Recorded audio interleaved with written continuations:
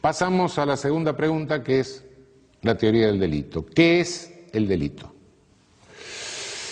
Ahí es donde ponemos el sistema de filtros inteligente. Ya vimos cómo hay que construir el dique, las reglas de construcción. Ahora vamos a construirlo y a poner el sistema de filtros inteligente para que no pase la mayor irracionalidad del ejercicio del poder punitivo. Estamos frente a un hecho, ¿no? Acontecimiento. Queremos saber si ese hecho que tenemos adelante es un delito o no es un delito. Bien, la teoría del delito responde a la pregunta ¿qué es el delito? No por especulación, no por curiosidad, sino que responde, bueno, justamente para que frente al hecho tengamos un orden de interrogantes y de sucesivas respuestas para determinar si eso que tenemos adelante es o no es un delito. Lo primero, delito debe ser una conducta humana, ¿no? No hay otra. No hay otra cosa que pueda ser delito sino una conducta humana. De modo que el sustantivo del concepto de delito es conducta. Un sustantivo al que agregamos, ya vamos a ver por qué, 3 adjetivos: típica, antijurídica y culpable. ¿Por qué decimos, primero, estamos ante una conducta, tenemos el sustantivo? Bien, fenómeno, este es lo primero que nos preguntamos. Después vamos a preguntar, no cualquier conducta es delito, sino que son algunas conductas que resultan conflictivas. Si no hay un conflicto, si la conducta no genera un conflicto, no puede haber un delito. ¿Por qué? Porque no hay nada lesionado. Entonces, el primero que tenemos es un pragma conflictivo. La conducta tiene que abarcar un pragma conflictivo, un supuesto de hecho. Un supuesto de hecho que puede ser legal, que puede ser fáctico. Es decir, el supuesto de hecho fáctico es el que tenemos adelante. El legal es donde la ley me dice ese pragma conflictivo es delito. Bien, ¿dónde me dice esto la ley? En la parte especial del Código Penal, en leyes penales especiales, en lo que se llaman tipos penales. Tipos penales. Es decir, el que mate a otro, el que se apodere de una cosa mueble total o parcialmente ajena, esos son los tipos penales. Me conceptúa un pragma conflictivo, un supuesto de hecho legal, que aplico al supuesto de hecho concreto que tengo adelante, supuesto de hecho fáctico, y en consecuencia de esa comparación deduzco que la conducta se adecua al tipo, es típica. Por ser típica resulta violatoria de una norma que está antepuesta al tipo, una norma que se deduce del tipo. Cuando realizo una conducta de hurto, realizo el tipo penal. Me apodero de una cosa mueble total o parcialmente ajena. Correcto. El que se apodere de una cosa mueble total o parcialmente ajena será penado. Con tanto, deduzco la norma, está prohibido apoderarse de una cosa mueble total o parcialmente ajena. En realidad yo cumplo el tipo y violo la norma. Lo que se está violando es la norma, no el tipo. Del tipo penal deduzco la norma. Es una deducción. La norma es una construcción lógica.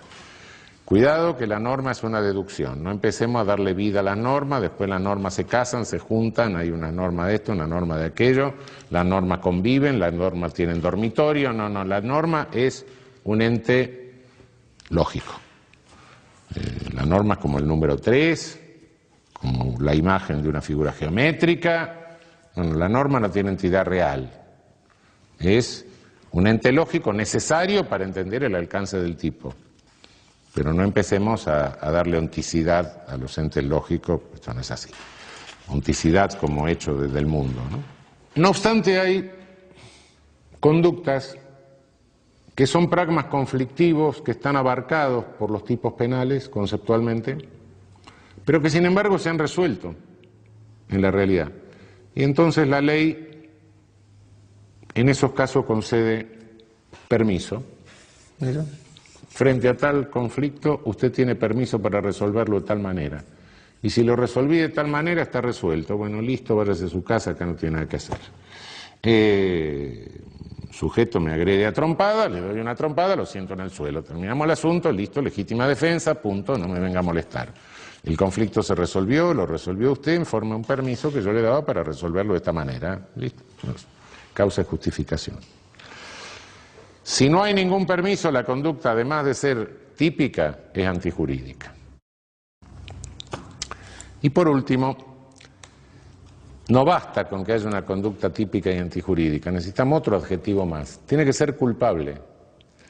Tengo que tener la posibilidad de reprochársela en forma personal al sujeto, decirle, bueno, vos pudiste hacer otra cosa y sin embargo hiciste esto.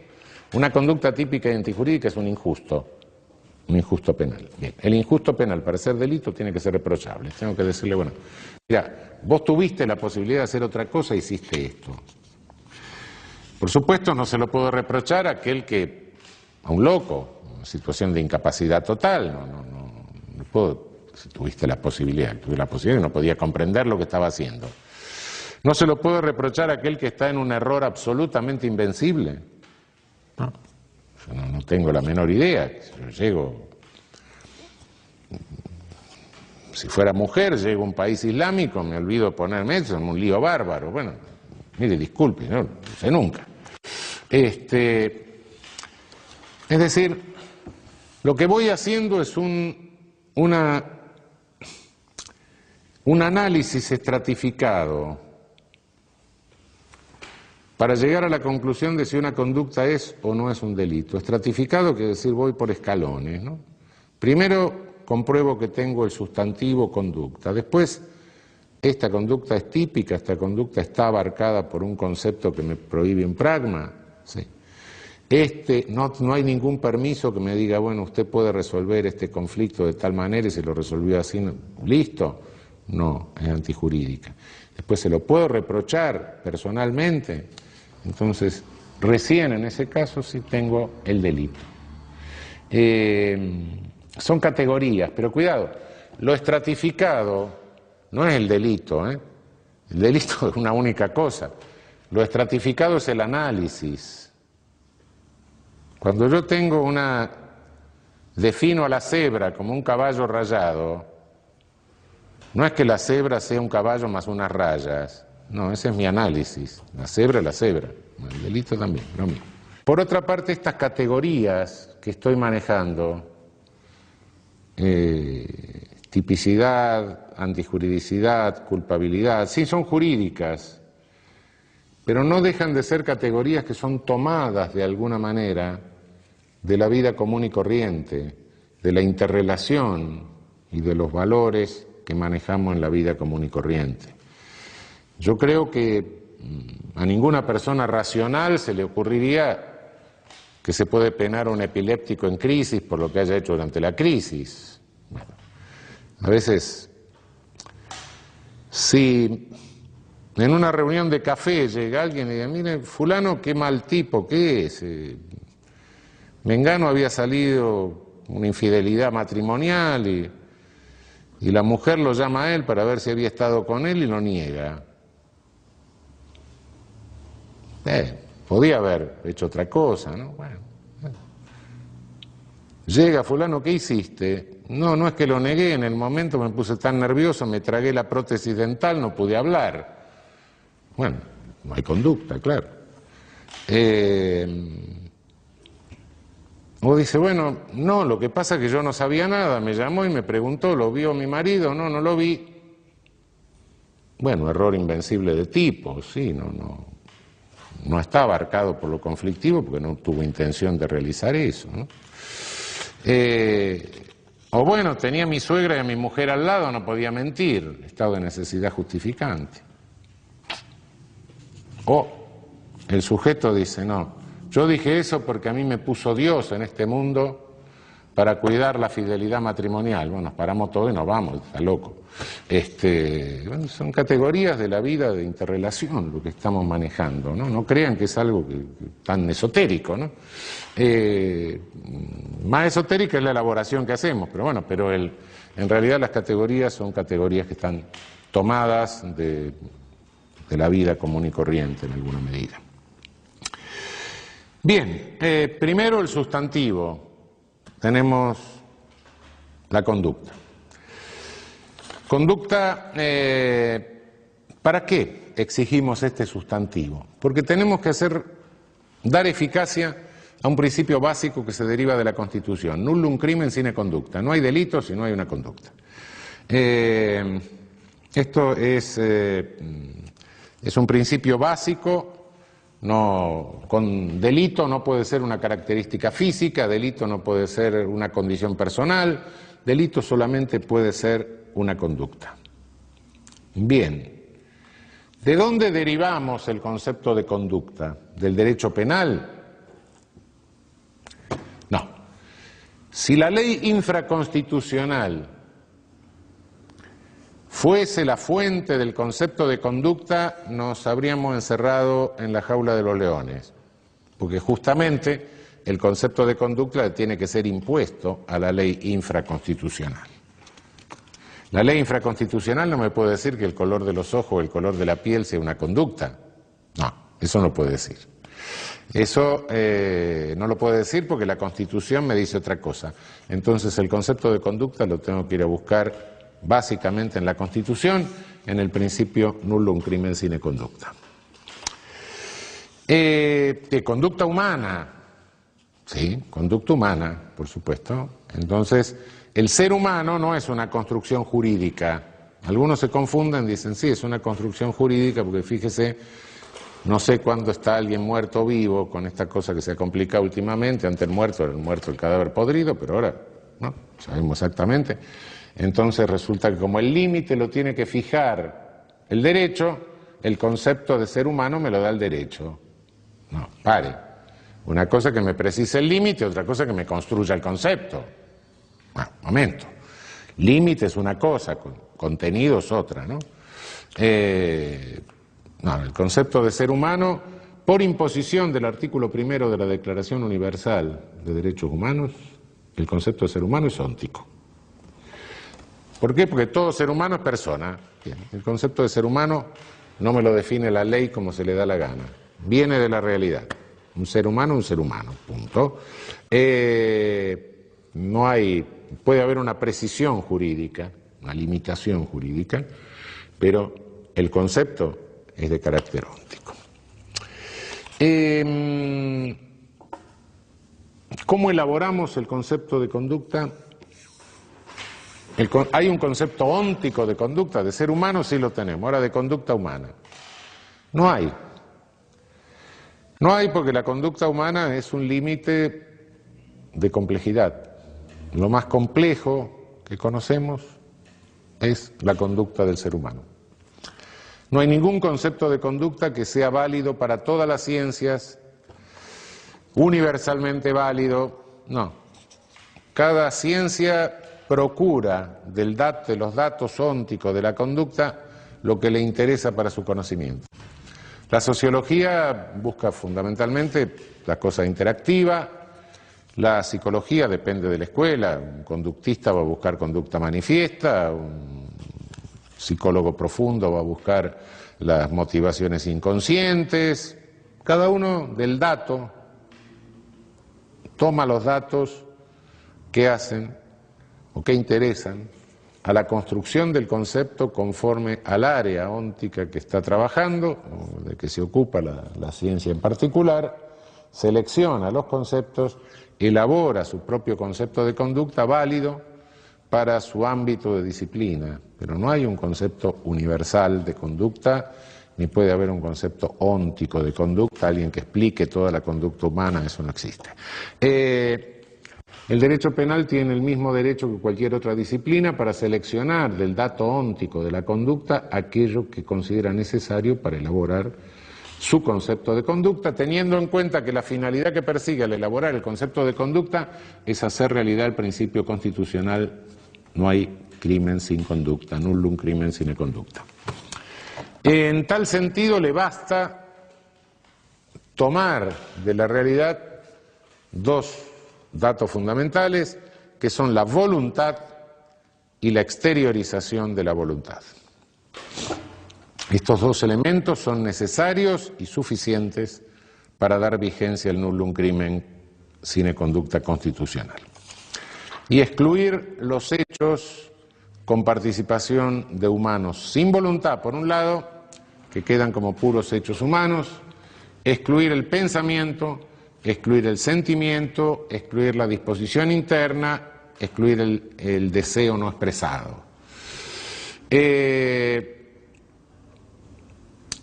En el momento de determinar si hay o no una conducta, no me interesan, y esto lleva a bastantes confusiones, como van a ver ustedes cuando se metan en la discusión doctrinaria, no me interesan otros datos de la mundaneidad de la conducta. Es decir, la conducta se da siempre en un magma fenoménico, ¿no? Uno está en determinado lugar en el espacio, el tiempo, se viste de determinada manera, hay luz o no hay luz, en fin, infinidad. La conducta nunca se da en un vacío absoluto, sino que se da en un mundo lleno. Entonces muchos se preguntan, bueno, pero el resultado es algo que en el delito lo tenemos que ver junto con la conducta, porque toda conducta que sea delito necesita un resultado.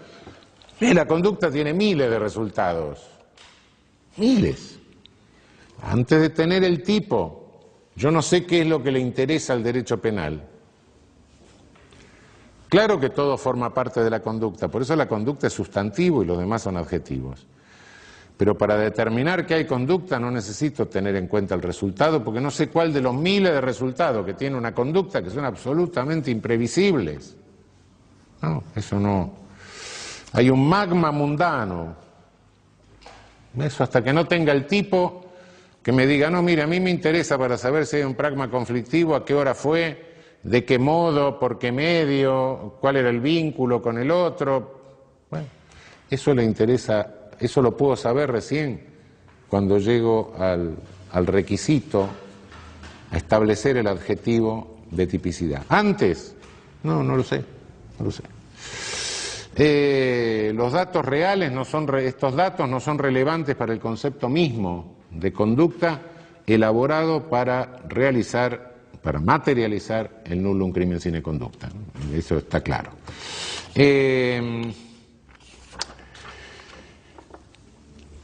Ausencia de conducta hay cuando tenemos lo no exteriorizado. Lo no exteriorizado pueden ser disposiciones internas del ánimo, pensamiento.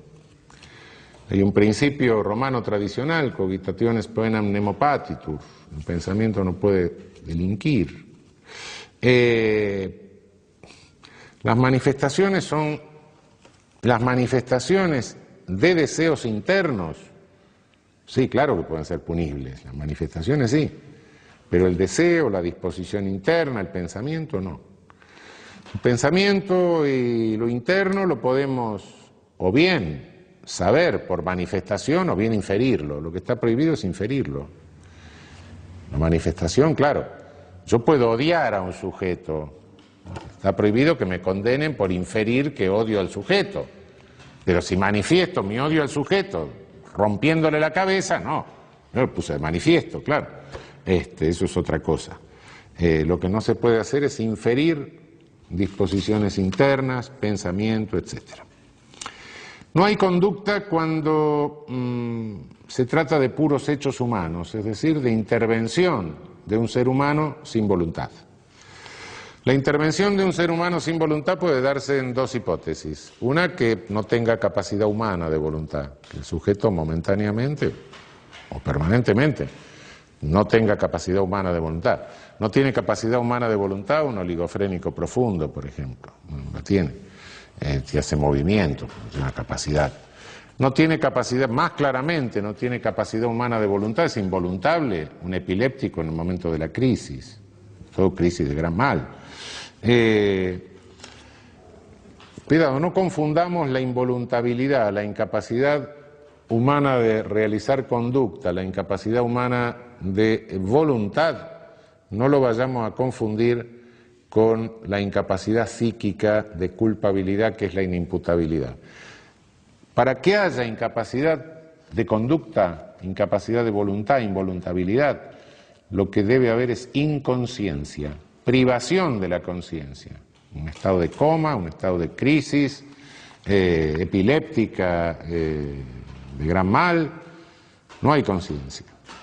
Una desconexión, plum, se cortó la conexión eléctrica y hasta que no se le restablece el sujeto está inconsciente, privado de conciencia. La inimputabilidad es una perturbación de la conciencia. Hay una conciencia funcionando a nivel perturbado. Acá directamente no hay conciencia. La otra circunstancia por la cual puede no haber conducta, porque queda reducida a un mero hecho humano en que interviene un ser humano pero sin voluntad, es la llamada fuerza física irresistible, que puede ser interna o puede ser externa. Fuerza física irresistible interna puede ser una parálisis histérica. El sujeto de pronto se paraliza, enmudece, en fin, hay una incapacidad de conducta por una fuerza física irresistible interna. Su cuerpo no responde a la manifestación de voluntad. Puede haber una fuerza física irresistible externa, que es cuando el sujeto actúa como una masa mecánica, ¿no? Estoy parado delante de una vidriera, viene una multitud, me empuja contra la vidriera, rompo el cristal de la vidriera, me meto adentro, es un desastre, no hice nada, no tuve voluntad de nada, simplemente me llevó una fuerza, colocó ahí. Estoy en un balcón, me empujan, me caigo, lesiono a un sujeto que está sentado abajo. Fuerza física irresistible de carácter externo. Hay una incapacidad de acción o de conducta que es muy discutida en el último tiempo, que es la de las personas jurídicas. ¿La persona jurídica puede realizar una acción? En realidad la persona jurídica es incapaz de acción. Si nos atenemos, es una vieja discusión que viene de la doctrina alemana del siglo XIX, la teoría de la realidad, la teoría de la ficción. El derecho penal rechaza la teoría de la realidad de la persona jurídica. Por la esencia, el derecho penal no la puede admitir. Toda teoría real de la persona jurídica es una teoría organicista, empieza a hablar de que el cerebro está acá, los brazos están en otro lado. No, la persona jurídica es incapaz de realización de conducta. Esto no implica que los directivos de la persona jurídica realicen conductas y sean responsables penalmente. Por supuesto. Tampoco implica impedirle al juez penal que pueda tomar medidas de carácter administrativo al lado de las penas respecto de la persona jurídica, suspenderla, intervenirla, disolverla, pero son medidas de carácter administrativo siempre, no son medidas de carácter penal. Si se las puede rodear de garantías penales, sí, también se les puede rodear de garantías penales, pero en definitiva no estamos hablando de derecho penal ni tenemos que alterar todos los principios del derecho penal para hablar de responsabilidad penal de persona jurídica, cuando lo que estamos haciendo es aplicarle sanciones de carácter administrativo y en eso estamos resolviendo una mera cuestión de competencia del juez penal o de alcance de la competencia del juez penal. ¿Cuáles son las consecuencias de decir que en el delito nos falta el sustantivo directamente? ¿Por qué no suprimimos este concepto previo de sustantivo y nos vamos directamente al tipo? Bueno, las consecuencias son notorias, no voy a señalar todas, después en el desarrollo ustedes van a ver que van a ir entendiendo algunas de estas más, ¿no? Por ejemplo, contra un puro hecho humano no puede ejercerse la legítima defensa, sino solo el estado de necesidad. ¿Por qué? Porque no es una agresión ilegítima la que estoy recibiendo por parte de la persona contra la cual me defiendo. Entonces lo único que puedo hacer, sí, si me viene alguien encima que me lo empuja a otro, puedo en estado de necesidad, para evitar un mal para mí, causarle un mal menor, pero no puedo defenderme con la misma amplitud de la legítima defensa, en que no hay proporción, en principio, entre la acción agresiva y la acción defensiva. Quien usa a una persona que no realiza conducta es autor directo, no es autor mediato. Es decir, me cargo un sujeto y se lo tiro encima a otro. Yo soy autor del hecho, es con él de la misma manera, pero de la misma manera que si emplease un martillo o si le tirase una bolsa cargada de ladrillos, es lo mismo. Hay tipos que exigen intervención de 2, 3 más personas, etcétera, tipos plurisubjetivos. En el caso de los tipos plurisubjetivos, no puedo contar como una intervención más la de una persona que no realiza conducta. Es decir, eso tengo que contar la de las personas que realizan conductas. Puede haber alguna duda respecto de la capacidad psíquica en algunos estados, el sueño, el hipnotismo, etcétera. ¿La persona realiza conducta o no realiza conducta? Hay discusiones científicas, discusiones de neurólogos, etcétera, y puede sembrarse una verdadera duda penal. Es una cuestión de hecho, en cada caso yo creo que hay que resolverlo, y si hay una situación de duda, tiene que funcionar el indubio pro reo. En la duda tengo que estar en lo más favorable al sujeto, y lo más favorable al sujeto es considerar que en esos casos no hay conducta directamente. Pasamos al concepto de tipicidad. Es decir, ya tenemos el sustantivo conducta, el primer adjetivo, la conducta típica. Realmente la palabra tipo es una traducción convencional que se ha hecho del alemán, pero realmente la palabra originaria alemana es Tatbestand y la traducción literal sería supuesto de hecho. Naturalmente que en castellano decir supuesto de hecho, supuestosidad de hecho, etcétera, es una cosa absurda. Se ha traducido esto por tipo, pero en realidad al traducirlo de esta manera pierde un poco el sentido originario. En alemán se habla de supuesto de hecho fáctico y de supuesto de hecho legal. Supuesto de hecho fáctico es lo que está en el mundo. Tengo un sujeto con un puñal clavado, muerto, etcétera, hubo una conducta, un sujeto le clavó el puñal, por supuesto, mató, el sujeto está muerto, tengo eso adelante. El supuesto de hecho fáctico. El supuesto de hecho legal es la fórmula que tengo en el artículo 79, el que matare a otro será penado con 8 a 25 años. Bueno, supuesto de hecho legal, el tipo que nosotros llamamos, está en la ley. El supuesto de hecho fáctico está en el mundo. No podemos hablar de tipo fáctico en castellano porque tipo es un concepto ejemplar. Por eso les digo que la traducción es un poco complicada. Pero distingamos el hecho del mundo y el supuesto de hecho legal, es decir, el tipo que está en la ley. Una cosa pertenece al mundo, la otra pertenece al Código Penal. Bien, lo que tenemos que ver es que el pragma conflictivo, ahora voy a decir qué es el pragma conflictivo, que me está definiendo la ley, abarque el supuesto de hecho fáctico que tengo en el mundo. Pragma conflictivo es la conducta más el resultado, básicamente. Resultado que, como dije al analizar la conducta, una conducta tiene miles de resultados. Hay un resultado que le interesa al tipo legal. Ese recién me lo individualiza el tipo, entonces sé cuál de los resultados de la conducta interesan. Pragma conflictivo es fundamentalmente conducta más resultado, es decir, conducta. Bien, ante todo conducta. Esto indica que el derecho penal es derecho penal de acto, como dije hace un rato. Señalé que ahí aparecía algo raro. Sí, efectivamente.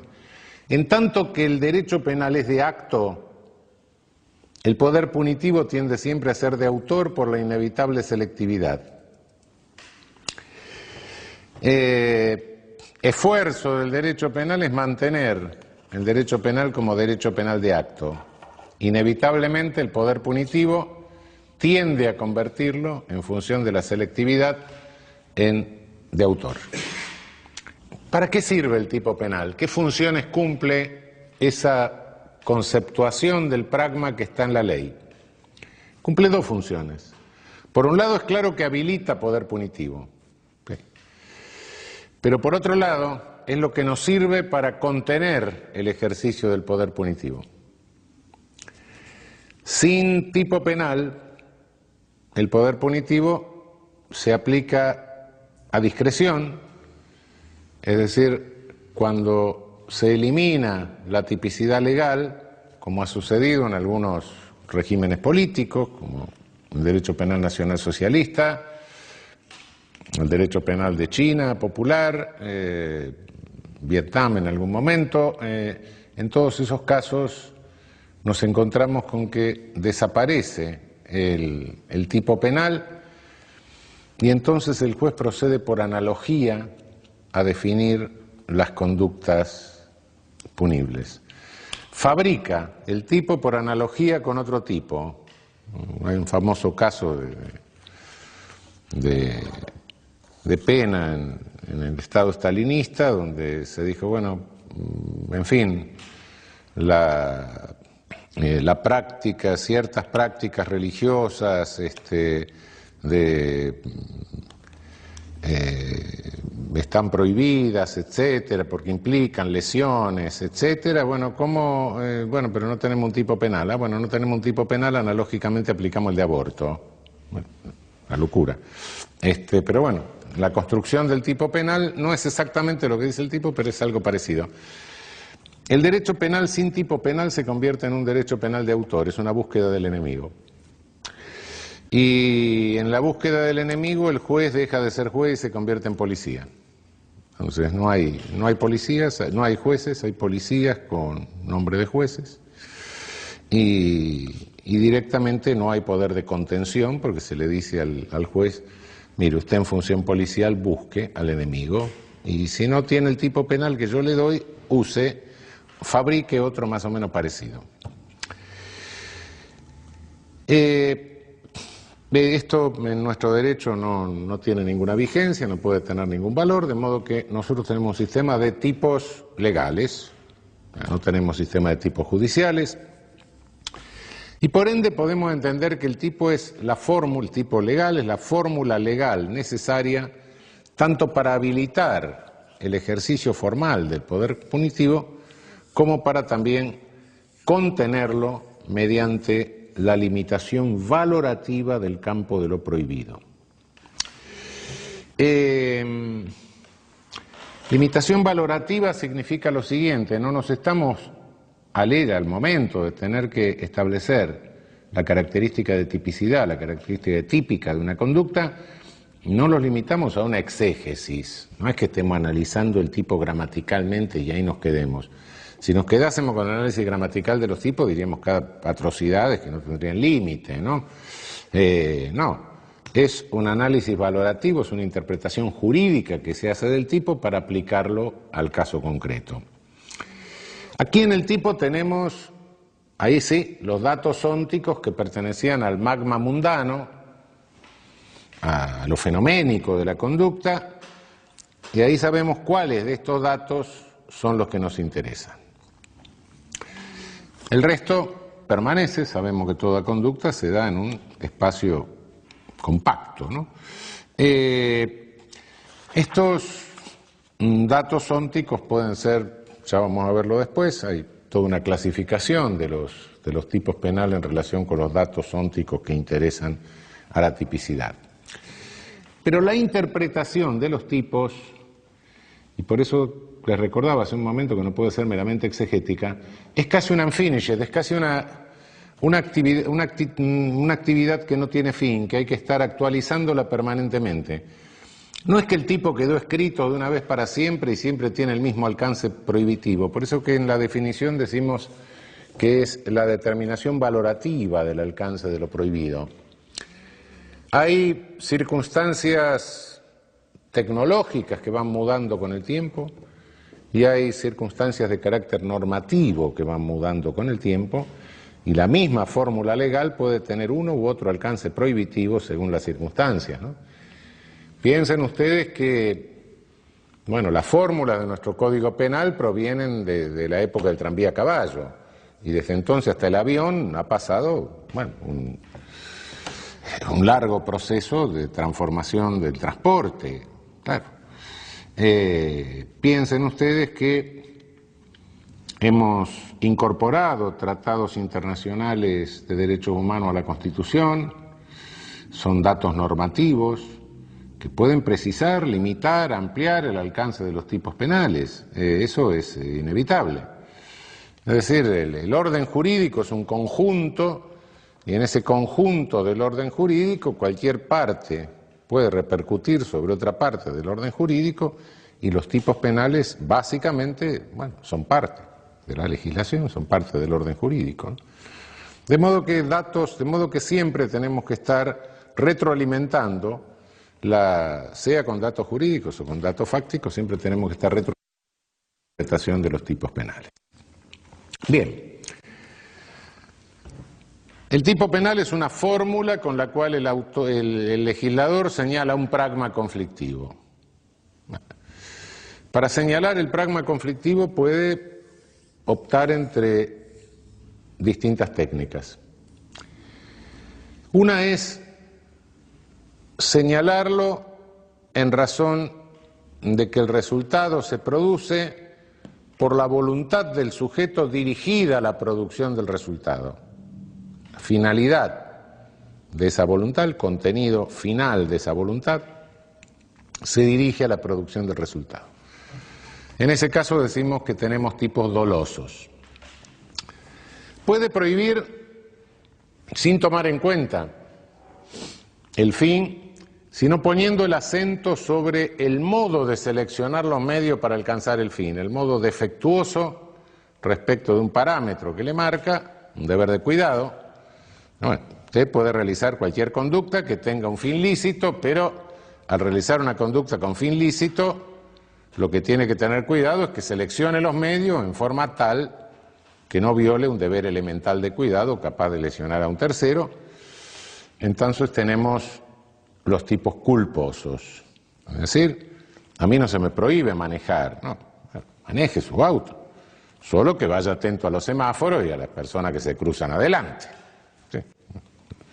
No es que yo tenga el fin de matar a alguien, sino que lesionar a alguien, sino que donde se me pone el acento es que al seleccionar el medio, la forma en que yo estaba manejando, la forma en que estaba conduciendo el vehículo, lo hice en violación de un deber de cuidado, y eso causó un bien jurídico a un tercero.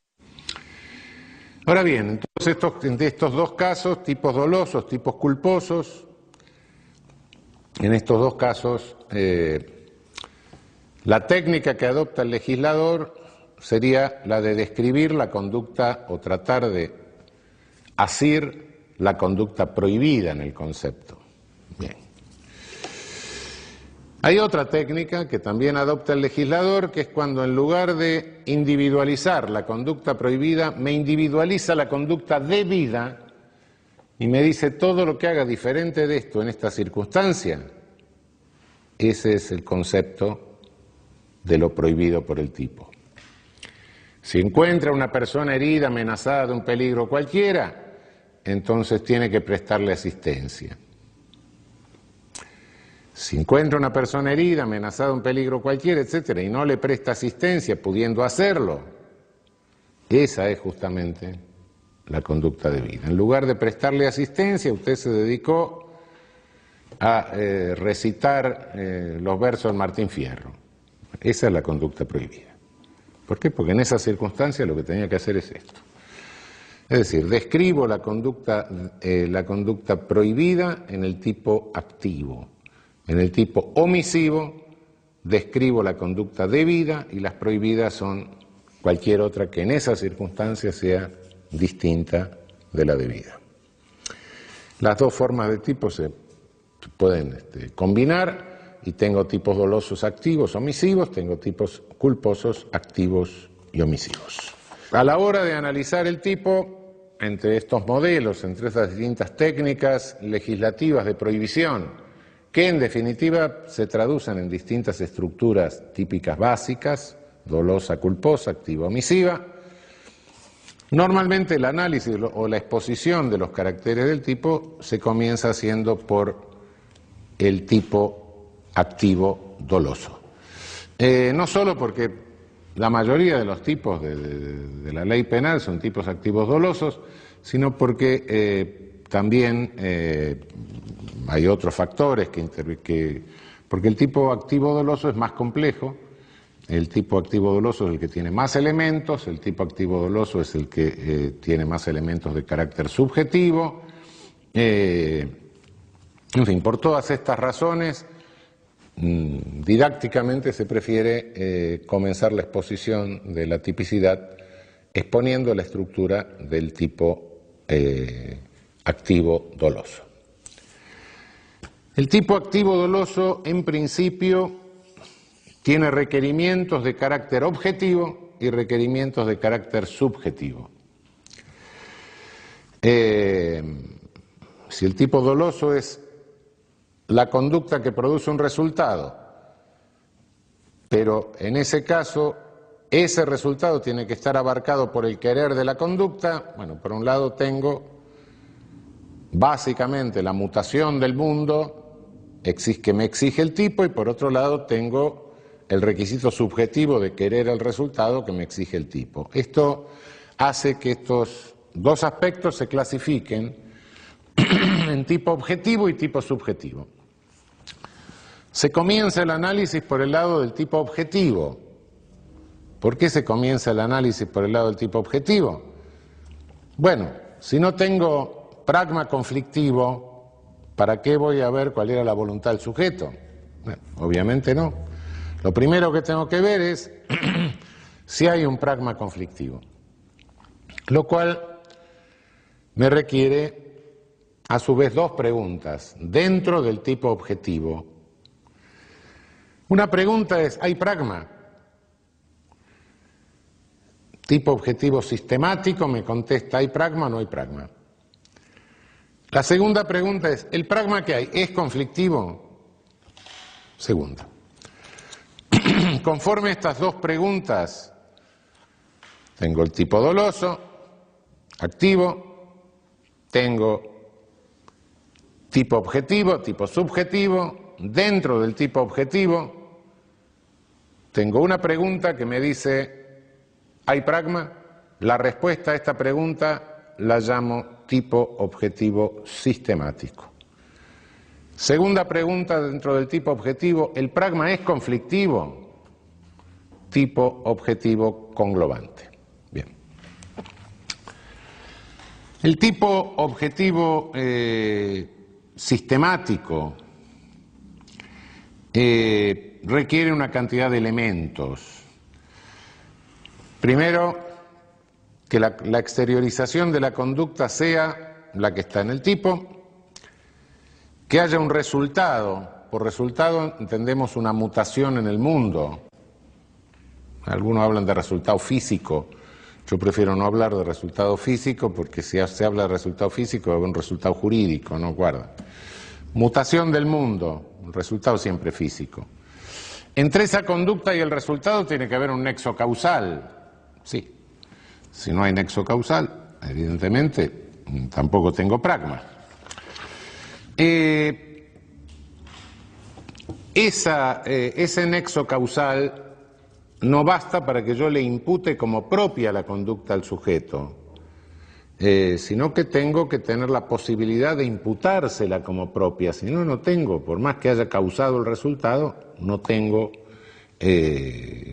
tipo sistemático. Y los otros elementos fenoménicos que incorpore el tipo según las calidades del tipo. A algunos les podrá llamar la atención que hable de que siempre existe un resultado cuando se han oído algo de derecho penal, o algunos autores hablan de delitos de resultado y delitos de mera conducta. En realidad no hay delito que no tenga resultado en cuanto a una mutación del mundo físico. Si no pasa algo en el mundo, no puede haber un delito. Lo que sucede es que hay tipos que individualizan el resultado. El resultado solo puede ser tal cosa. Si en el homicidio tiene que haber un muerto, claro. En tanto que otros tipos no. Otros tipos dicen cualquiera sea la mutación del mundo, con tal que ésta afecte, lesione el bien jurídico. El delito de injuria, por ejemplo, bueno, puede ser por carta, puede ser verbalmente, puede ser en un impreso, puede ser en un medio masivo. Algo pasa en el mundo, claro, hay ondas sonoras que llegan al oído del otro, etcétera.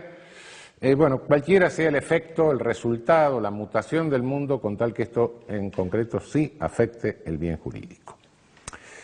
Hay otros tipos que emplean verbos. El verbo es la palabra clave del tipo, porque el verbo es lo que no individualiza la conducta. Gramaticalmente el verbo es la palabra de actividad, ¿no? Hay otros tipos penales en que el verbo que usan implica el resultado. Cuando se habla de tener acceso carnal, significa que está penetrando, que está adentro, que está entrando. En el verbo está el resultado, no es que la violación no tenga resultado, sino pregúntenle a la víctima. No, lo que pasa es que el resultado está implícito en el propio verbo, eso es lo que sucede. Pero no hay ningún tipo penal que no exija una cierta mutación del mundo, sea que la individualice, sea que la implique, como en este último caso, o sea que diga, mire, cualquiera sea la mutación del mundo con tal que afecte el bien jurídico. Esa mutación del mundo tiene que estar unida a la conducta por una causalidad, una causación. Bien. Esa causación tiene que ser física, una causalidad de tipo físico. Y ahí tenemos que tener en cuenta dos cosas. Una cosa es la causalidad, que es un proceso ciego, continuo, físico. Otra cosa es la explicación pensante de la causalidad. Ahí no podemos equivocar. Indiscutiblemente los perros de Pavlov creían que el timbre era la causa de la comida. Bueno, también nosotros hemos incurrido muchas veces en ese error, y naturalmente la ciencia ha incurrido tantas veces en ese error. Son errores de explicación de la causalidad, pero no errores de la causalidad. La causalidad es un proceso físico. Bien, ¿cómo establecemos la presencia del nexo de causalidad en el tipo objetivo sistemático? Muchas veces se intentó limitar la causalidad antiguamente, establecer categorías de causas es absurdo, es un método que no da ningún resultado práctico. La causalidad se tiene que establecer conforme a la única regla de la causalidad, que es la regla de la conditio sine qua non. Si suprimo imaginariamente un hecho y con eso me desaparece el resultado, si imaginariamente suprimo la conducta y me desaparece el resultado, es que hay causalidad física. Esto es la fórmula de la conditio sine qua non. Por supuesto que esta no es la fórmula de la imputación de la obra como propia, ¿no? Eso es un absurdo. Es un requisito del tipo objetivo sistemático, nada más, un requisito elemental del tipo objetivo sistemático. Lo que pasa es que esta fórmula quizá tenga algunos inconvenientes de carácter práctico, a veces para resolver algunas hipótesis, ¿no? Hay una fórmula de la conditio sine qua non corregida que dice: si diversas condiciones pueden ser mentalmente suprimidas, imaginariamente, en forma alternativa, sin que por ello desaparezca el resultado, pero no pueden ser suprimidas en forma acumulativa, entonces cada una de ellas es causa del resultado. Es decir, si yo le doy una dosis de veneno a un sujeto que no es mortal, pero no sé que otro le está dando otra dosis de veneno que tampoco es mortal, y no puedo suprimir conjuntamente las dos dosis, porque si suprimo conjuntamente, es decir, si suprimo conjuntamente las dos dosis, me desaparece el resultado, pero acumulativamente lo produce, estoy hablando de una conditio sine qua non.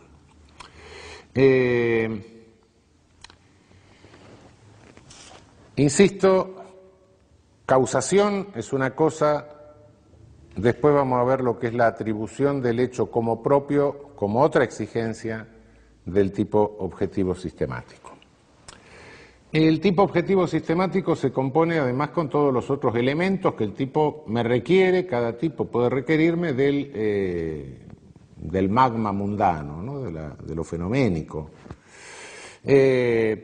Hay infinidad de razones, hay clasificaciones de los tipos que provienen justamente de estas exigencias que tienen los distintos tipos. Esto ha dado lugar a algo que se llama la parte general de la parte especial. Bueno, la parte general de la parte especial, la parte general del derecho penal. Pero bueno, son criterios de clasificación de los tipos en razón de exigencias coyunturales de cada tipo.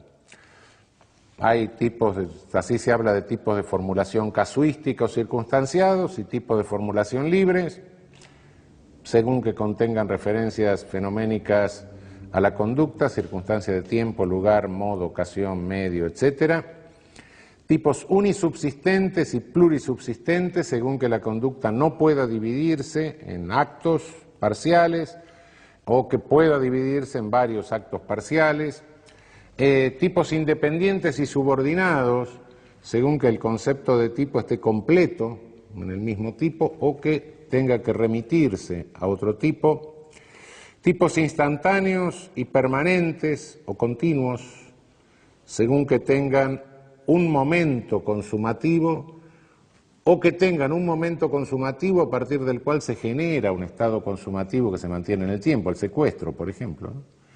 Que sostiene el autor en el tiempo, no tenemos que confundir con tipos de resultado permanente, es otra cosa, el más permanente de todos los delitos es el homicidio, naturalmente, porque el sujeto no va a resucitar, pero no es un delito permanente porque no es un estado que lo esté sosteniendo el sujeto activo. En el secuestro el estado consumativo lo sostiene el sujeto activo en el tiempo. Delicta propia y delicta comunia. La delicta propia es aquella que requiere, son aquellos tipos que requieren características particulares en el sujeto activo, que sea el padre, que sea el cónyuge, etcétera, que sea funcionario público. Y delicta comunia aquella que la puede cometer cualquiera, el homicidio simple lo puede cometer cualquiera, el hurto lo puede cometer cualquiera, etcétera. Tipos básicos y tipos calificados agravados o tipos privilegiados.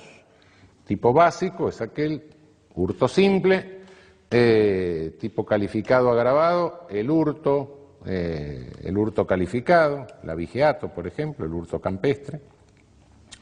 Tipos privilegiados hay pocos en nuestro código. Nuestro código tiene muy pocos tipos atenuados.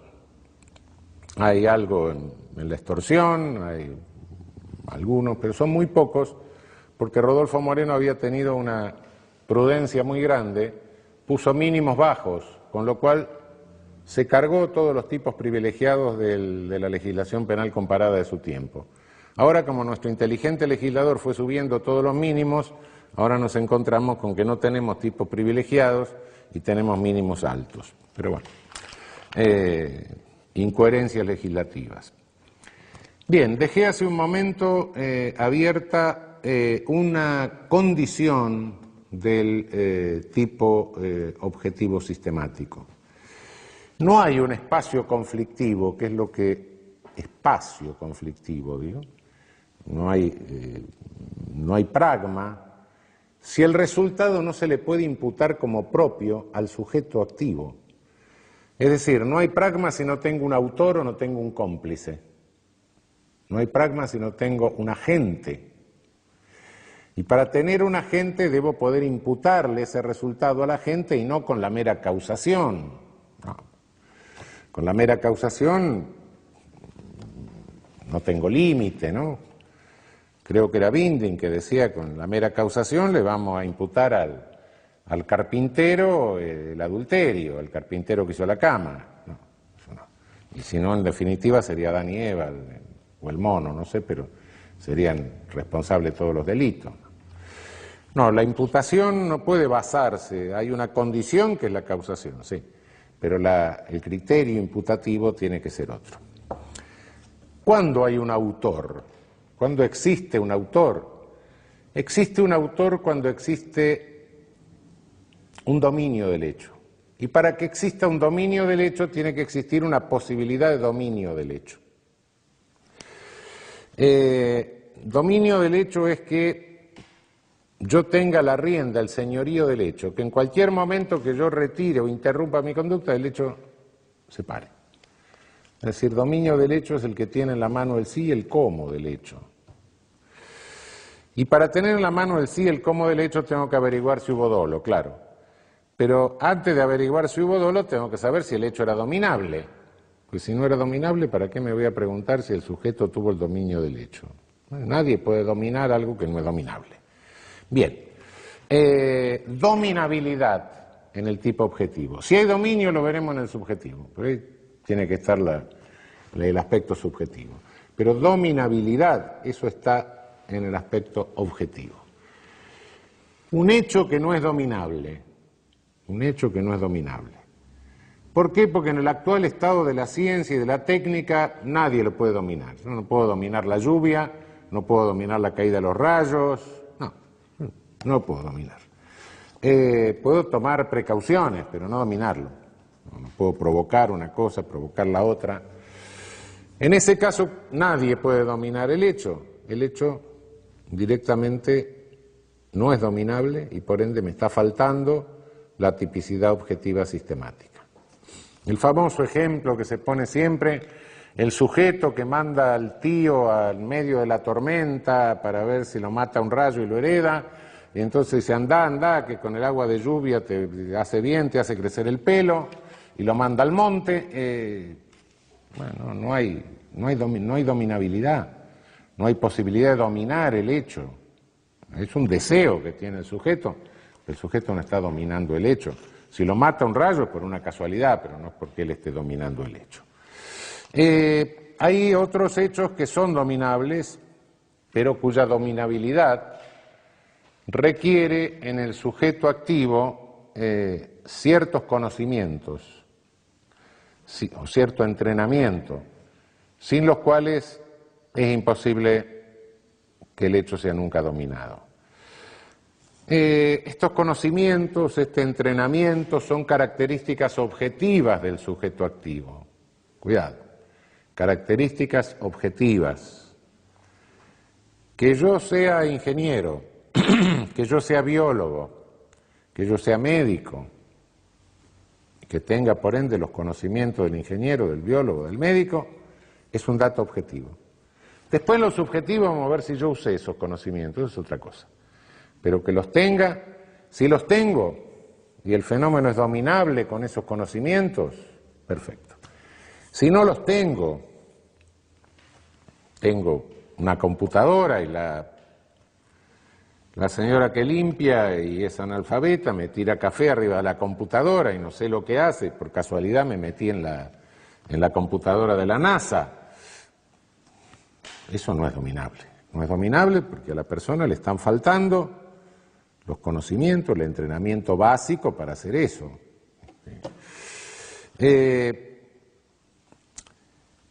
Pero claro, dominabilidad. Bien, dominabilidad es la característica del autor. No tengo delito, no tengo tipo objetivo sistemático, si no tengo autor. Con la dominabilidad le puedo imputar al sujeto y entonces tengo un autor. Pero ¿y el partícipe? El partícipe no tiene dominio del hecho, justamente por eso es partícipe, no es autor. Aquí creo que el esfuerzo doctrinario que tenemos que hacer para limitar el ejercicio de poder punitivo, para acotarlo, nos obliga a tomar en cuenta otro criterio.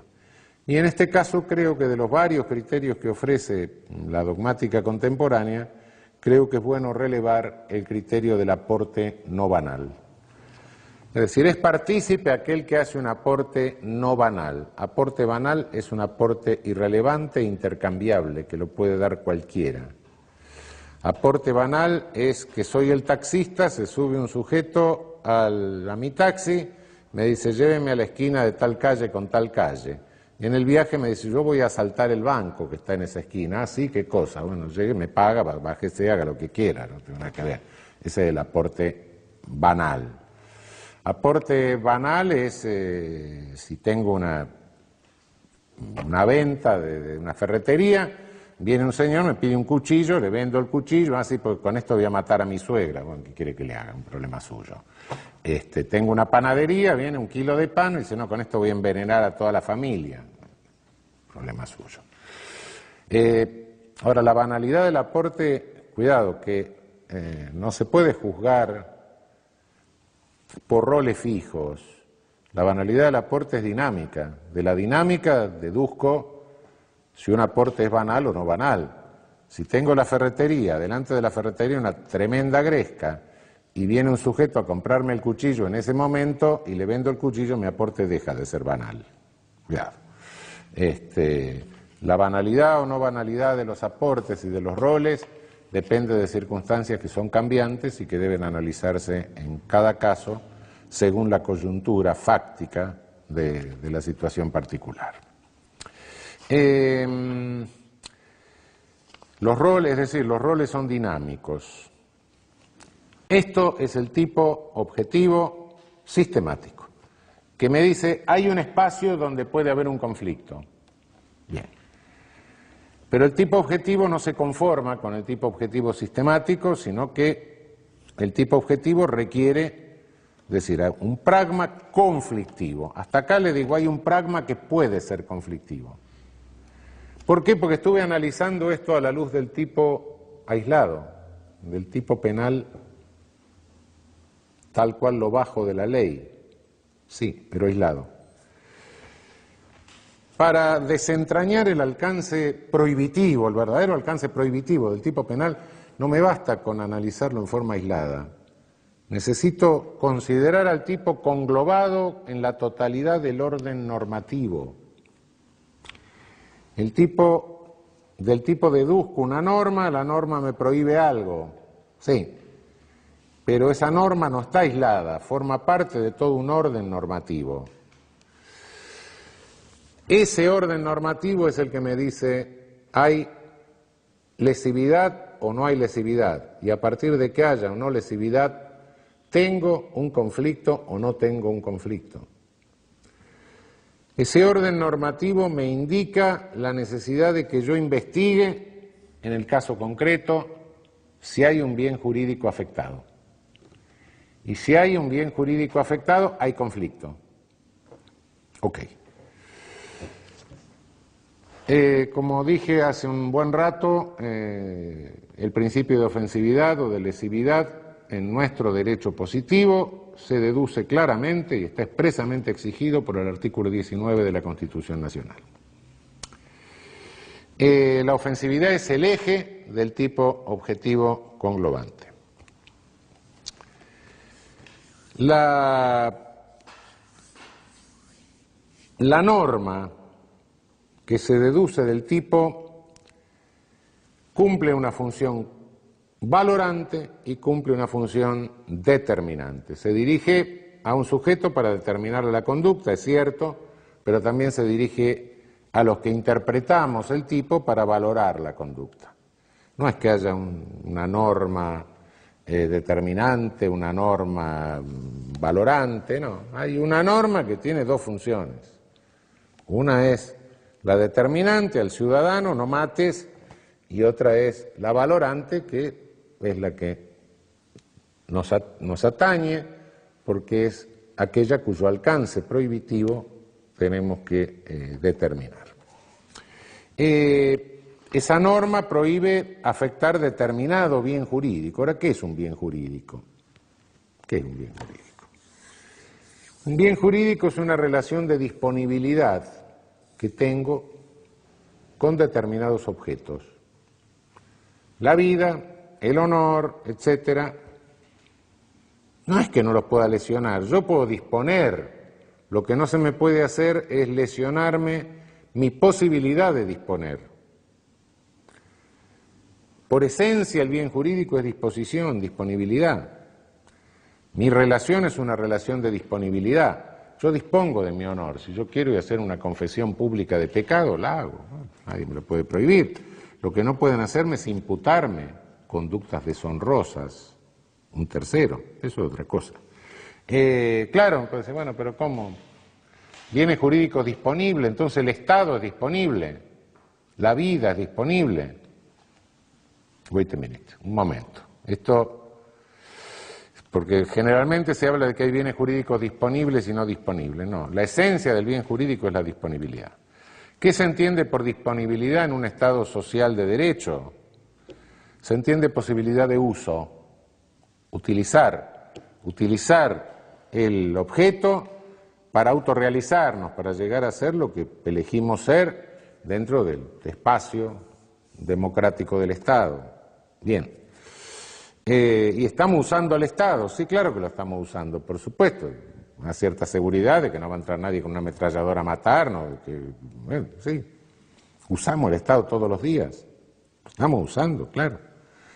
Sin el Estado careceríamos de una cantidad de garantías elementales, seguridades, etcétera. Casi toda nuestra actividad se hace en uso de algo que nos da el Estado, básicamente de la garantía de que no nos matan, todas esas cosas. Bueno, sí. Bueno, pero entonces, ¿y la vida? Y la vida la uso a lo largo de toda la vida. Si ustedes vienen a la facultad a estudiar, están empleando un pedazo de vida. ¿Sí? Pero claro, entonces, si resuelvo disolver el Estado, bueno, mire, no hablemos en serio. No. Naturalmente, de la vida y del Estado depende la existencia de todos los bienes jurídicos. Ahora, el bien jurídico que tiene que estar afectado por el hecho de que la conducta tenga que lesionar ese bien jurídico significa que está tutelado. Momento.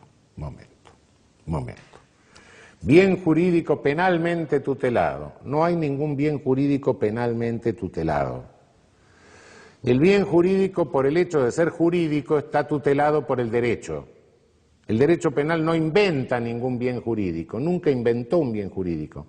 No hay bienes jurídicos inventados por el derecho penal. Lo recibe el derecho penal como bien jurídico, por ende ya está tutelado. Por el orden jurídico, claramente. Lo único que el tipo penal hace es exigir la lesión a un bien jurídico. Lo que pasa es que siempre hay una alquimia rara en esto, hay una perversión del discurso penal y un límite de garantía, como es la afectación del bien jurídico, se convierte en una causa de legitimación. Entonces, del principio de que no hay conducta típica sin afectación de bien jurídico, se pasa al principio de que donde hay una afectación de bien jurídico tiene que haber una conducta típica, lo cual es completamente absurdo. El bien jurídico es bien jurídico y por eso está tutelado por el derecho. La ley penal no le agrega ni le quita absolutamente nada, no hay ningún bien jurídico inventado por el derecho penal. El derecho penal es sancionador, no es constitutivo, no inventa bienes jurídicos. Todos los bienes jurídicos son tales a lo largo, en función de todo el orden jurídico, no del derecho penal.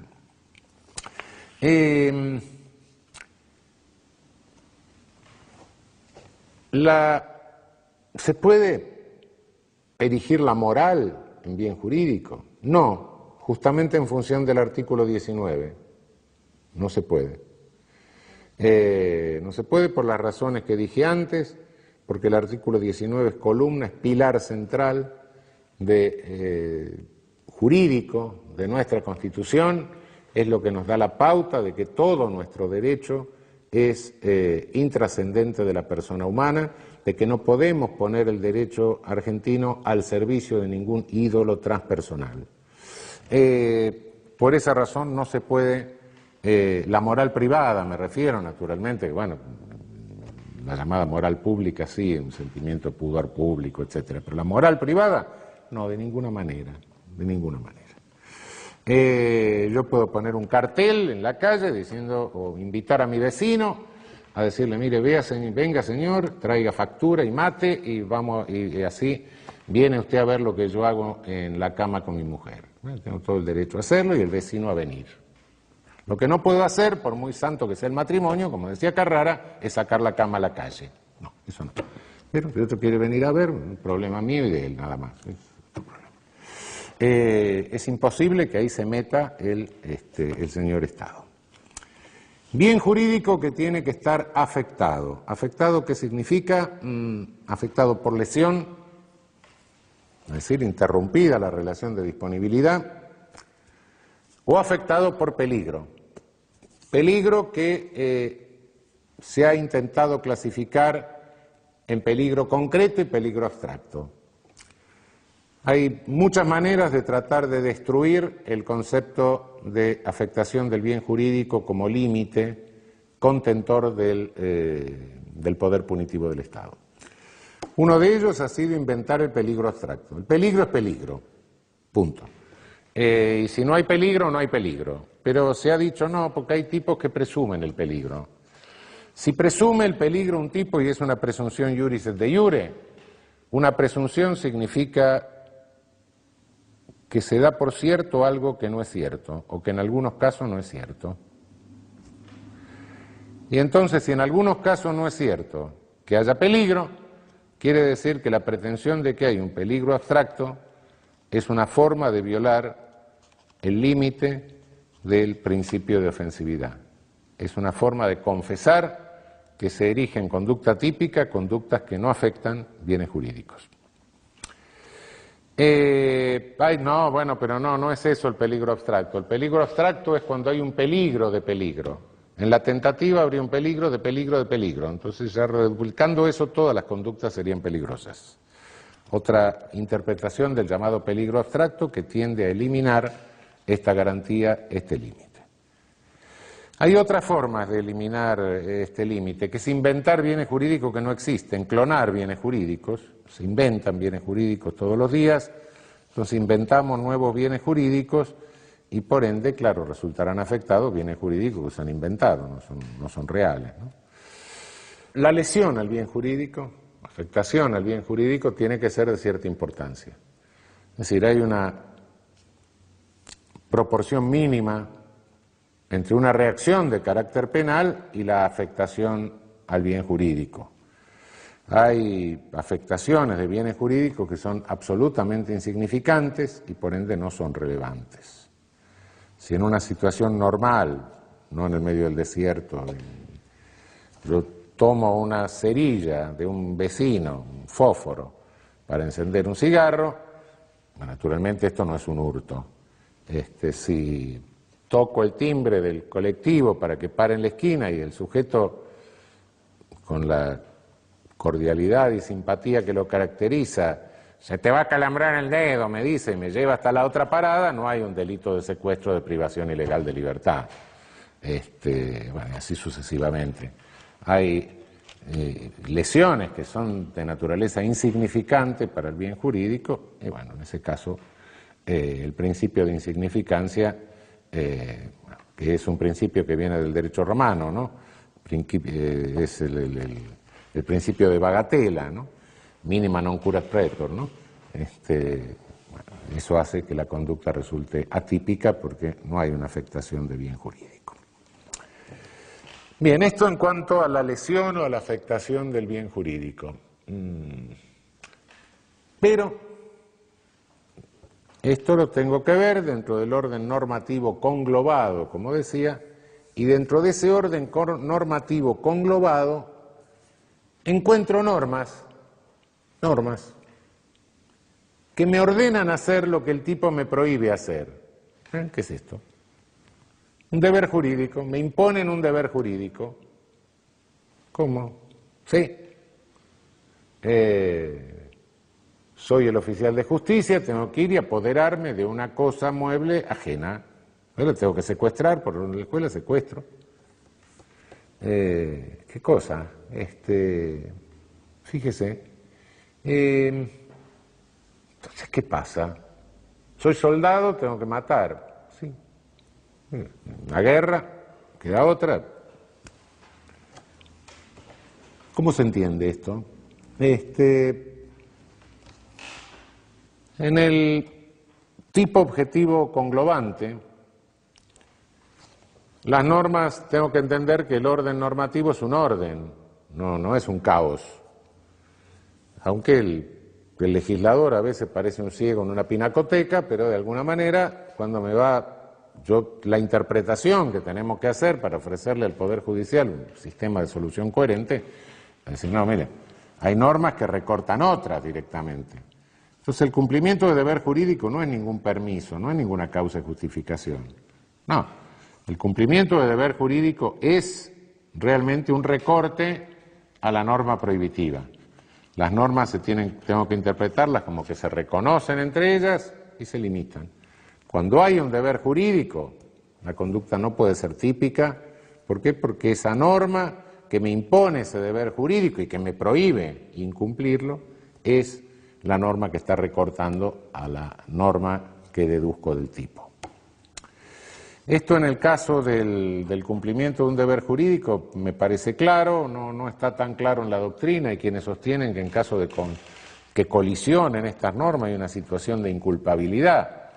Yo no creo que haya ninguna situación de inculpabilidad. El principio republicano de gobierno me está exigiendo que en cada circunstancia yo sepa lo que es debido.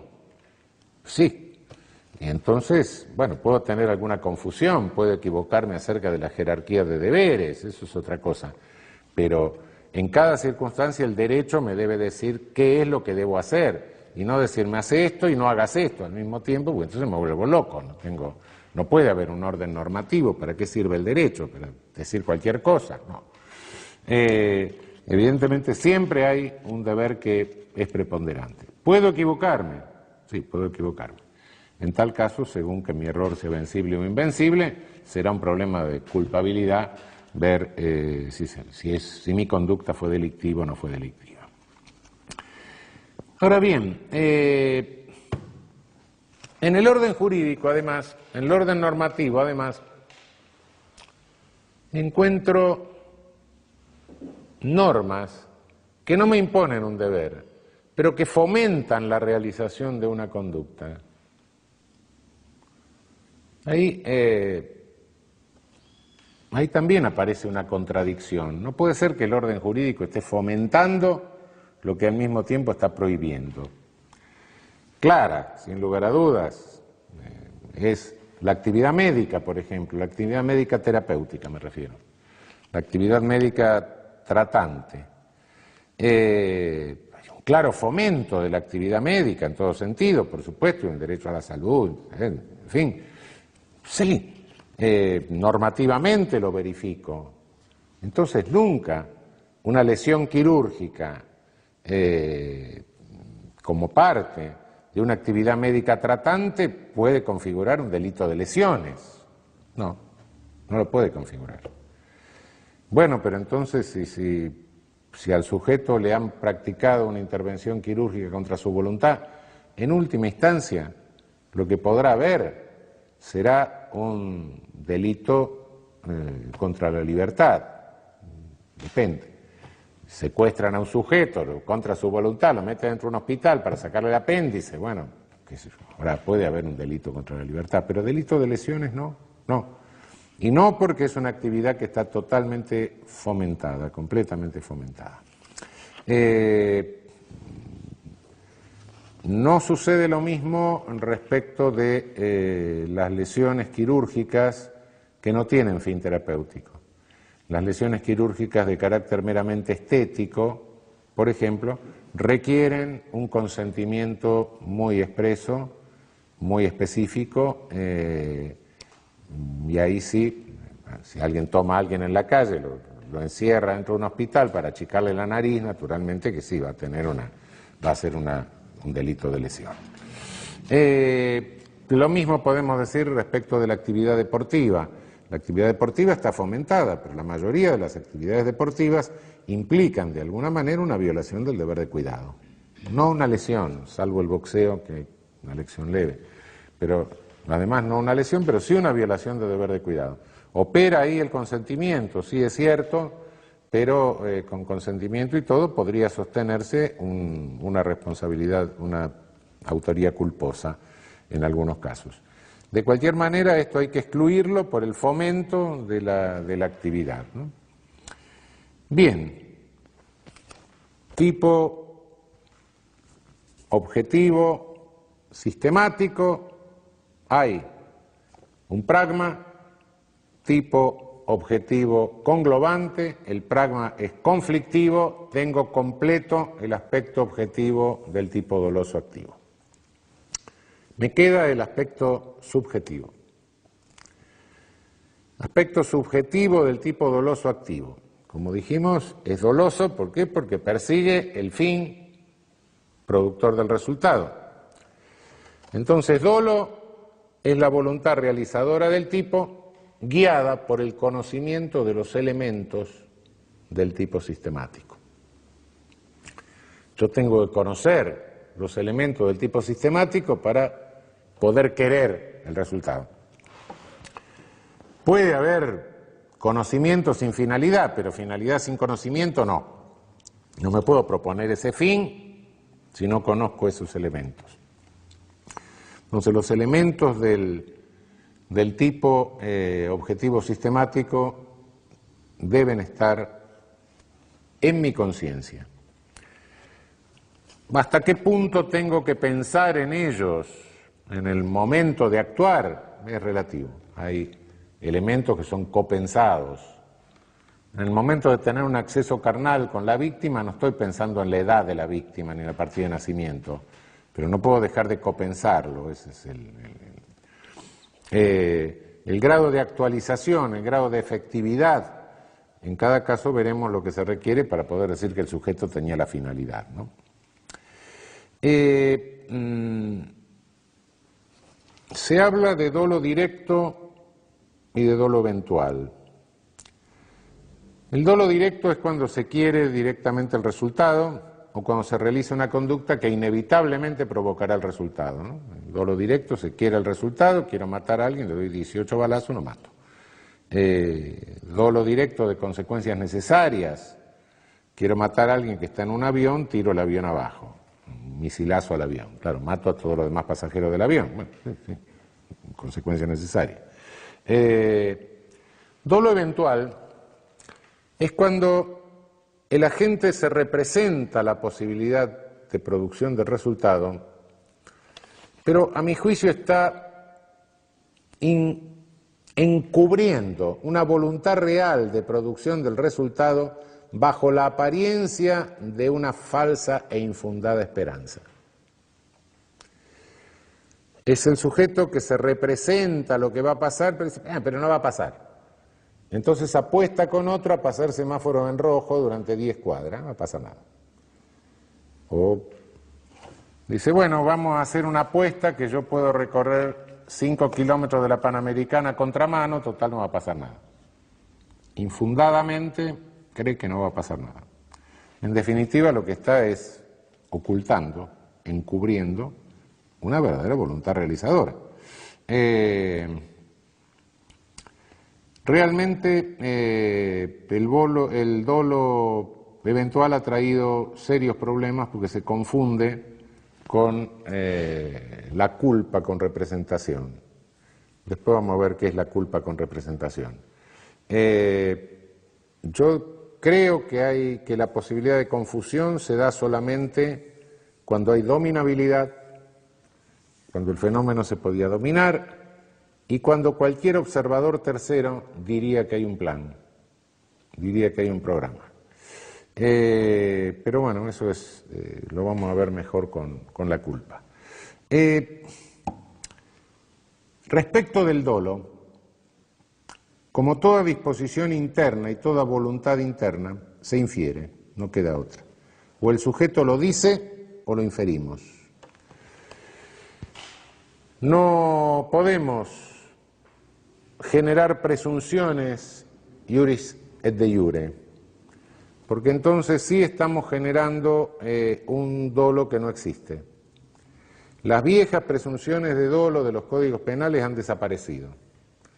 Inferimos de la conducta que hubo o que no hubo voluntad realizadora. Pero eso, como todo fenómeno interno, es una inferencia. Naturalmente pueden abrir ustedes cualquier expediente, encontrar una cantidad de defensas, donde se dice, no, lo que pasa es que el sujeto no quería, ¿cómo no quería? Pegó 5 balazos. Bueno, no, porque se le escapó en ráfaga. Estaba con el cuchillo así, vino y se clavó. No. Obviamente esto es una cuestión de prueba, es una cuestión de inferencia, y todas las tentativas de limitar el dolo a conocimientos, a meros conocimientos, no son más que formas de reverdecer hoy la vieja presunción de dolo que desapareció del Código. ¿Qué es lo que puede excluir el dolo? Cuando tenemos una tipicidad objetiva, no tenemos la subjetiva. ¿Qué puede excluir el dolo? El error.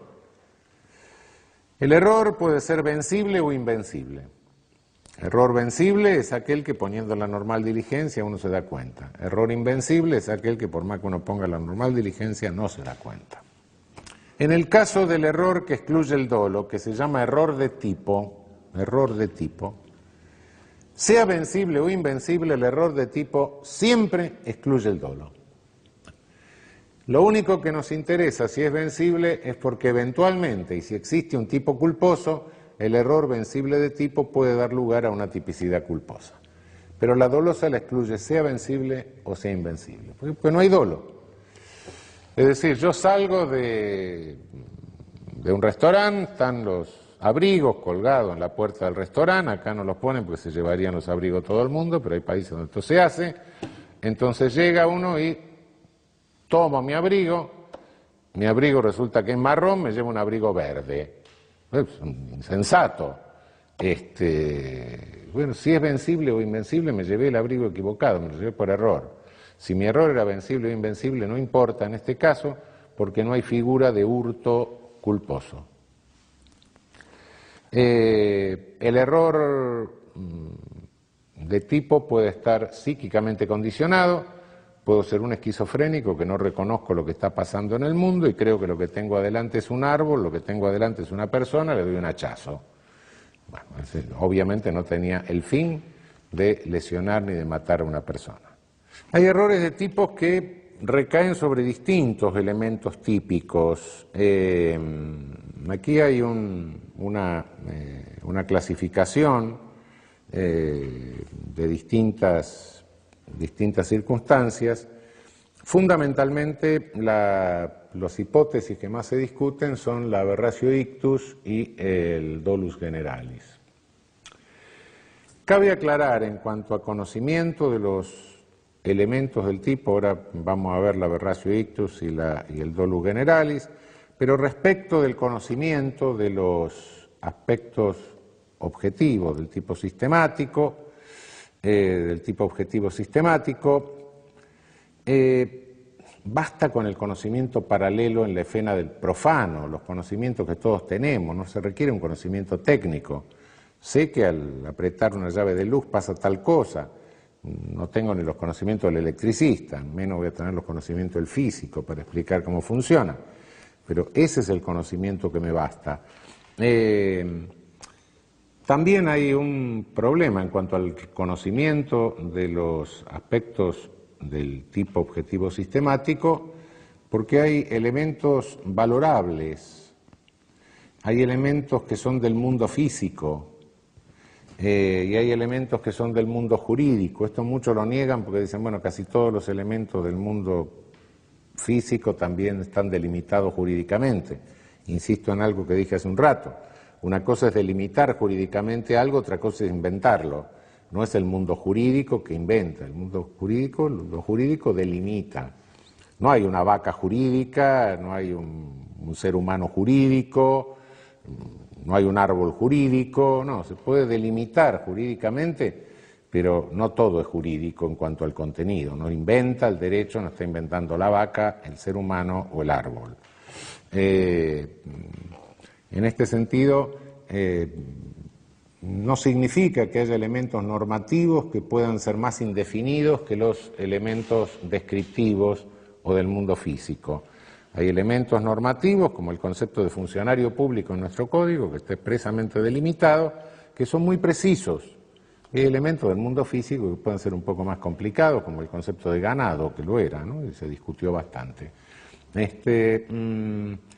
Lo que sí, cuando en los tipos hay elementos de carácter puramente valorativo, ahí entro en duda e incluso creo que la mayoría de estos elementos, cuando existen, son inconstitucionales porque realmente no sirven para consolidar un concepto si no es respecto de una valoración que es subjetiva y que puede ser muy arbitraria.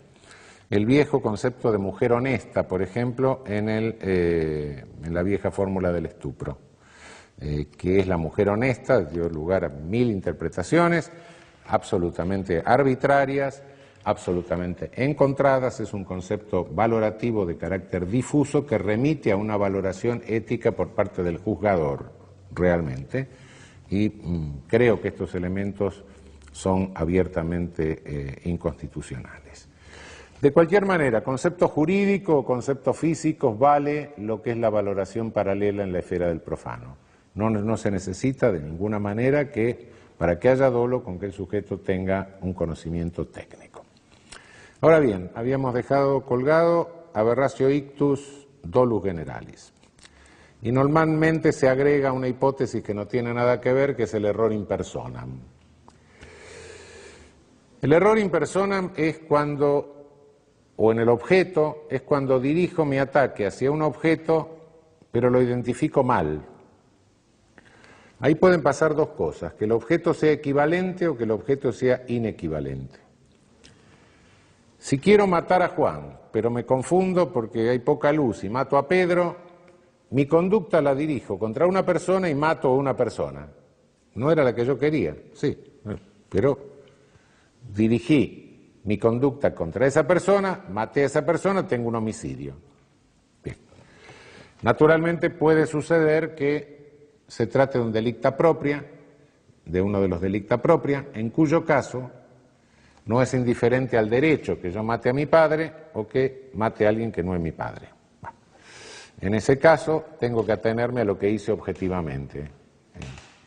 Quería matar a Juan, que es mi padre, pero maté a Pedro, que no es mi padre. Es homicidio simple, no es homicidio calificado, porque no maté a mi padre. Está bien. Quería matar a Pedro, que no era mi padre, y maté a Juan, que era mi padre. Sigue siendo homicidio simple porque no tenía el dolo, ahí sí lo que no tenía es el aspecto subjetivo de matar a mi padre. Bien, error in personam. Es distinta la hipótesis del aberratio ictus, que es el error en el golpe. Dirijo mi conducta contra una persona, pero se desvía la bala y mata a otro. Suponiendo que no haya dolo eventual, hay que excluir la posibilidad de dolo eventual. Normalmente se dice, bueno, quería matar a una persona, mató a una persona. No, vale. Mi conducta la dirijo contra una persona y solo que le doy a otra. No es el mismo caso que el error in personam. Creo que esa hipótesis hay que resolverla por vía de un concurso ideal de tentativa de homicidio con homicidio culposo. Por otra parte, no tendría mayor sentido resolverlo de otra manera. Si en vez de matarlo lo lesiono, entonces ¿qué pasaría? ¿Me queda impune la tentativa de homicidio y solo tendría unas lesiones dolosas? No. Entonces depende de que la bala le pegue o no le pegue, que tenga o no, dependería que la solución sea distinta. El problema del dolus generalis es cuando el resultado se adelanta o se atrasa respecto de lo previsto. Quiero matar a una persona y después tirar el cadáver al río para ocultar el hecho, o simular un accidente, un ahogamiento. En realidad la golpeo, creo que está muerta, la tiro al río, pero se muere ahogada. Se atrasa el resultado. Yo creo que la solución ahí depende de que haya una unidad de conducta una unidad de decisión o que haya diversas unidades de decisión. Hay una conducta o hay varias conductas según la unidad de decisión. Si quiero matar a alguien y tirarlo al río, que se muera ahogado o que se haya muerto antes con los golpes que le di no tiene mayor importancia. Si tengo dos conductas, si me peleé con alguien y creí que estaba muerto, y en ese momento entonces hago un segundo plan de tirarlo al río, eso es otra cosa. Ahí dividí la conducta, ónticamente no puedo decir que haya una única conducta. Cuando hay una única conducta que se atrase o se adelante el resultado, es indiferente. Pero cuando hay dos conductas, tengo dos conductas, y entonces no me queda otra que tener en cuenta un concurso real. No hay otra solución desde el punto de vista jurídico. Estos son los casos donde se plantean mayores dificultades. Con esto cerraríamos el dolo, es decir, el tipo subjetivo doloso, elemento nuclear del tipo subjetivo doloso es el dolo. Sin embargo, hay tipos que tienen en su aspecto subjetivo una estructura asimétrica.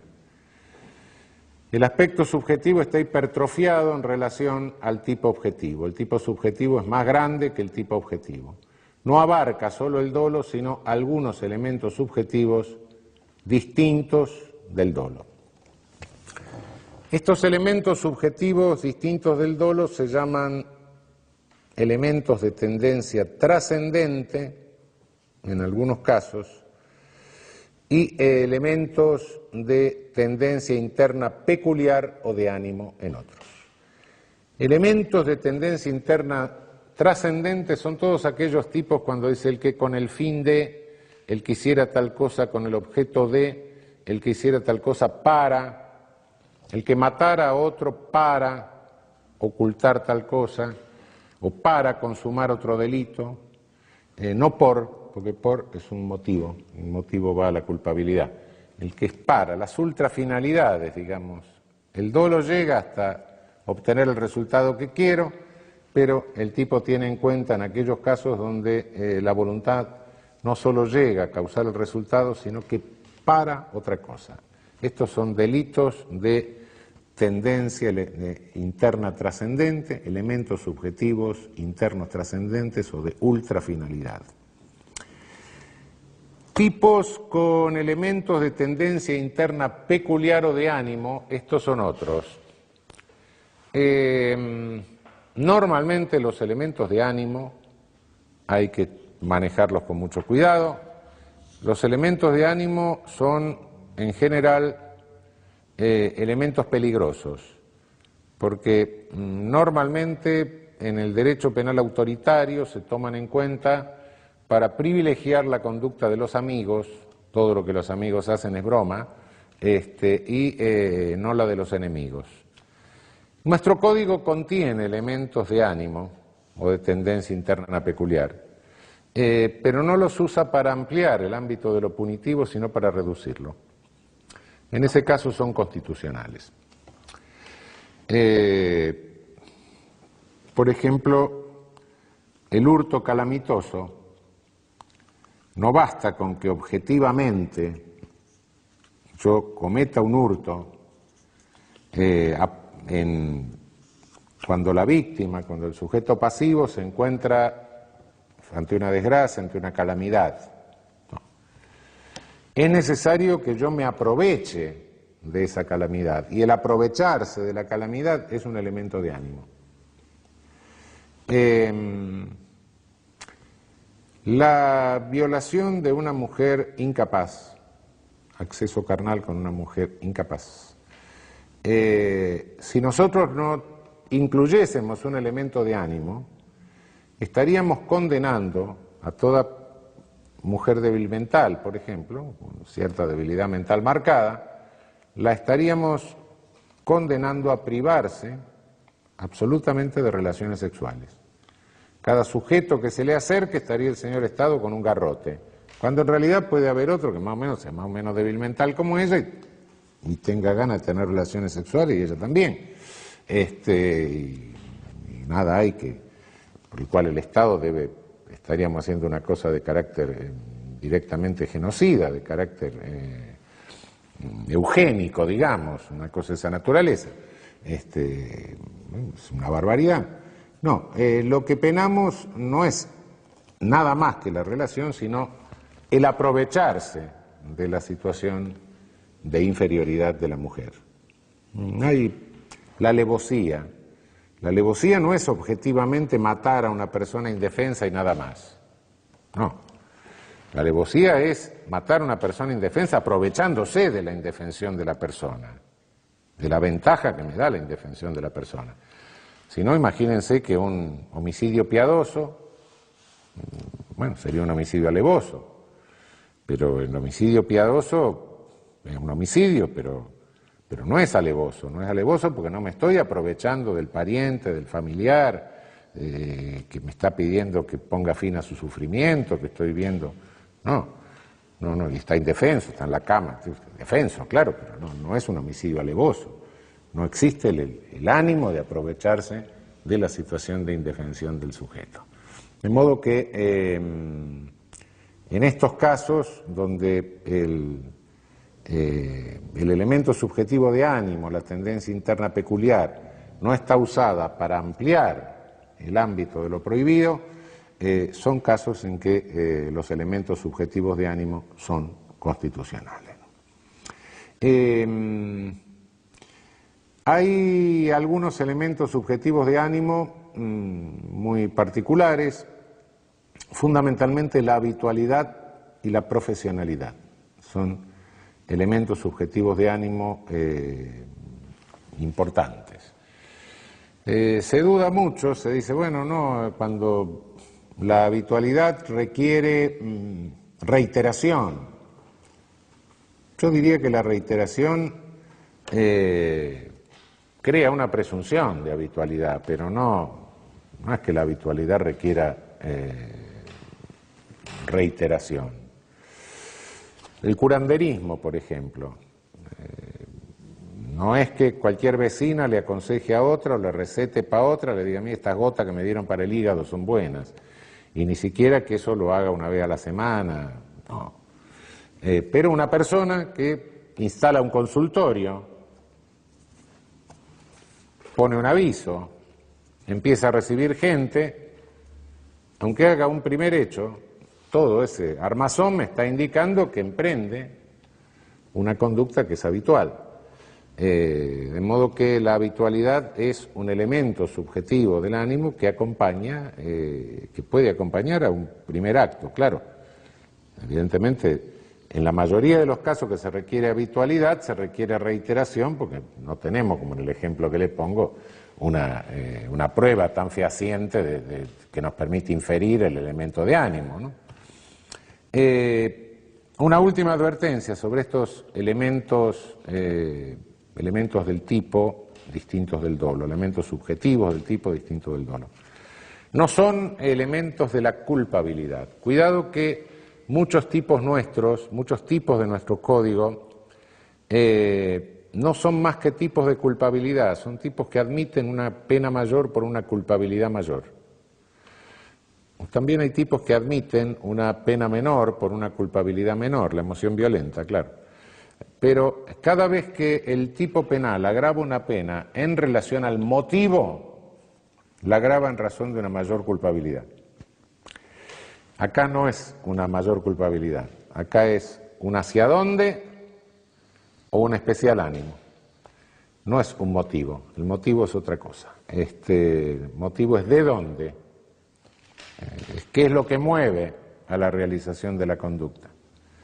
Acá no es lo que mueve a la realización de la conducta, sino un elemento que está presente subjetivamente en la realización de la conducta. Por eso no confundamos los tipos que están calificados por elementos subjetivos del tipo distinto del dolo de aquellos que están calificados en razón de motivaciones que dan lugar a un mayor reproche de culpabilidad. En el homicidio calificado, el homicidio, el que matare a otro para cometer otro delito, es un elemento subjetivo del tipo distinto del dolo. El que matare a otro por no haber obtenido es un homicidio calificado en razón de una mayor culpabilidad. Estas distinciones tenemos que formularlas, tener cuidado de no confundir, porque estamos confundiendo entonces estaríamos confundiendo elementos del injusto con elementos que corresponden al juicio de culpabilidad. Cerramos el tipo doloso con la estructura objetiva, subjetiva, tipo subjetivo. El tipo objetivo con su aspecto sistemático, con su aspecto conglobante. El tipo subjetivo con el núcleo central del dolo, eventuales elementos subjetivos del tipo distintos del dolo, ultrafinalidades o especiales direcciones de la voluntad. Pero el tipo doloso